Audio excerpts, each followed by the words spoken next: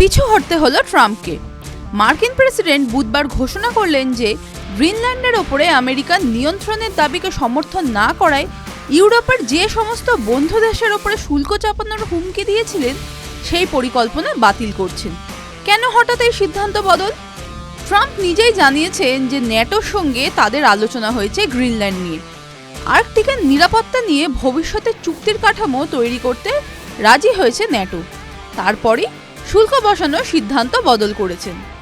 দিন কয়েক আগেই গ্রিনল্যান্ড দাবি করে বসেন ট্রাম্প। মার্কিন প্রেসিডেন্ট জানান যে তিনি গ্রিনল্যান্ড কিনে নিতে চান। দ্বীপের নাম থেকে শুরু করে তার মালিকানা অধিকার সব আমেরিকার হবে। ন্যাটো যেন তাদের কাজে বাধা দিতে না আসে।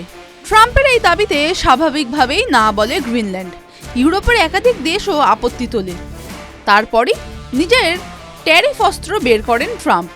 ঘোষণা করেন Denmark, France, Britain, Norway, Germany, Sweden, Netherland, ফিনল্যান্ডের ওপরে 10% করে শুল্ক বসাবেন। যদি দ্রুত চুক্তি না হয় গ্রিনল্যান্ড নিয়ে, তাহলে 1 জুন থেকে এই শুল্ক বেড়ে 25% করা হবে। তবে দাভোসের মঞ্চে ট্রাম্প গ্রিনল্যান্ড কিনে নেওয়ার দাবি প্রসঙ্গে বললেন যে তিনি দুর্গম ও চরম ঠান্ডা এই অঞ্চল চেয়েছেন। দ্বিতীয় বিশ্বযুদ্ধের সময় কিভাবে আমেরিকা ইউরোপকে সাহায্য করেছিল এবং ন্যাটো তৈরির প্রসঙ্গ টেনে ট্রাম্প বলেন, আমরা দশকের পর দশক ধরে যা দিয়ে এসেছি সেই তুলনায় এটা খুবই ছোট। হয়তো আমি অতিরিক্ত শক্তি প্রয়োগের সিদ্ধান্ত না নিলে এটা পাবো না।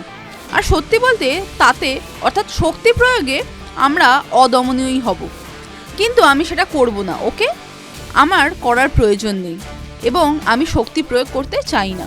TV9 Bangla digital.